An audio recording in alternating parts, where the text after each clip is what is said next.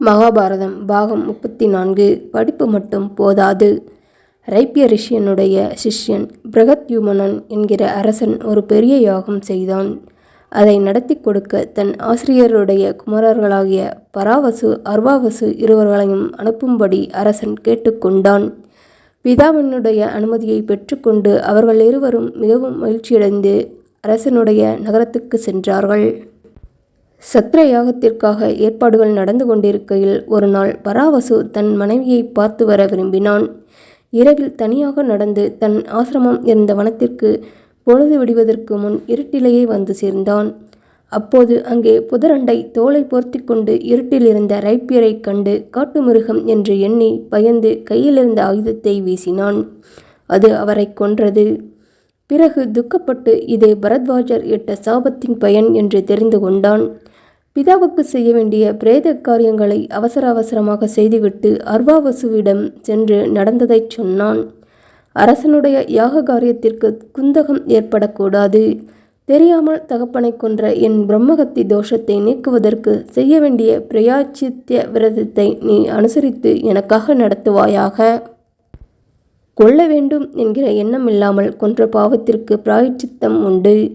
எனக்காக நீ விரதம் இருந்து இதை நடத்தி விட்டாயானால் நான் ஒருவனே அரசனுடைய யாகத்தை குந்தகமின்றி முடித்து விடுகிறேன் என்றான். பராவசு தர்மவானான தம்பி ஒப்புக்கொண்டு அரசனுடைய சத்திர யாகத்தை சரிவர நீ நடத்திவிடு. அதற்கு என்னுடைய சாமர்த்தியம் போதாது. பிரம்மகத்தி தோஷத்திற்கு நான் உனக்காக தவமிருந்து கடன் செலுத்துகிறேன் என்று சொல்லிவிட்டு வனம் சென்றான். அவ்வாறே தர்மாத்மாவான அர்வாவசு அண்ணனுடைய பிரம்மகத்தி தோஷத்தை தானே வகித்து கொண்டு பிராயச்சித்தம் செய்துவிட்டு பிறகு சத்திரயாகத்துக்கு வந்து சேர்ந்தான். தானே பிராயச்சித்தம் செய்யாதபடியால் பராவசுவின் பிரம்மகத்தி தோஷம் நீங்கவில்லை. அது அவன் உள்ளத்தில் பாப எண்ணங்களை உண்டாக்கி கொண்டே இருந்தது. யாகசாலைக்கு தம்பி வந்ததை பார்த்ததும் பராவசு அவன் மேல் பொறாமை கொண்டான். தம்பியின் முகத்தில் வீசிய பிரம்ம தேஜஸானது அண்ணன் உள்ளத்தில் பொறாமையை கிளம்பிச்சு. அவன் மேல் அக்கிரமமாக அபவாதம் சுமத்தி அவமானப்படுத்த நிச்சயித்தான். பிரம்மகத்தியை செய்த இவன் எவ்வாறு யாகசாலையில் பிரவேசிக்கலாம் என்று சபையிலிருந்த அரசனிடம் பராவசு உரக்கச் சொன்னான். இதை அரசன் கேட்டவுடனே அர்வாவசுவை உடனே அப்புறப்படுத்திவிட வேலைக்காரர்களுக்கு உத்தரவிட்டான். பிரம்மகத்தி என்னால் செய்யப்பட்டதில்லை என்று அர்வாவசு முறையிட்டான். யாரும் அவன் பேற்றை கேட்கவில்லை. மிக்க அவமானத்துடன் யாகசாலையிலிருந்து துரத்தப்பட்டான். சத்தியமாக சொல்லுகிறேன், பிரம்மகத்தி செய்தது என் அண்ணன்.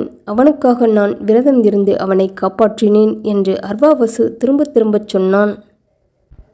பிரம்மகத்தியும் செய்துவிட்டு அதற்காக விரதமும் இருந்துவிட்டு பொய்யாக அண்ணன் மேல் பழி போடுகிறாயா என்று அவனை அனைவரும் முன்னைவிட அதிகமாக ஏசி துரத்தினார்கள். இவ்வாறு அநியாயமாக அபவாதத்துக்கு இரையாக்கப்பட்டு பொய்யன் என்று ஏசப்பட்ட தர்மாத்மாவான அர்வாவசு பேசாமல் வனம் சென்றான். பிறகு உக்கிரமான தவம் செய்தான். தேவர்கள் பிரசன்னமாகி, நீ தர்மமானவன், உனக்கு என்ன வரம் வேண்டும் என்று கேட்டனர். தனக்கு அண்ணன் இழைத்த அநியாயத்தில் உண்டான கோபமும் அதற்குள் முற்றிலும் இழந்தவனாகி தன்னுடைய பிதா மறுபடியும் உயிர் படைத்து வர வேண்டும் என்றும் தன் சகோதரன் தோஷம் இல்லாதவனாக வேண்டும் என்றும் கேட்டுக்கொண்டான். அப்படியே ஆகுக என்று தேவர்களும் வரம் கொடுத்தார்கள்.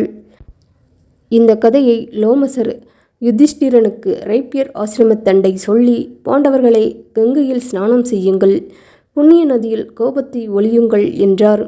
அர்வாவசுவும் பராவசுவும் ஒரே தகப்பன் மக்கள். ரைப்பியர் மகாவித்வான். அவரிடம் இருவரும் கூடவே படித்து பண்டிதர்களானார்கள். ஆயினும் படிப்பு வேறு, குணம் வேறு. நன்மைக்கும் தீமைக்கும் உள்ள வித்தியாசத்தை அறிந்த பின் ஒருவன் தீச்செயலில் புகமாட்டான் என்பது உண்மை.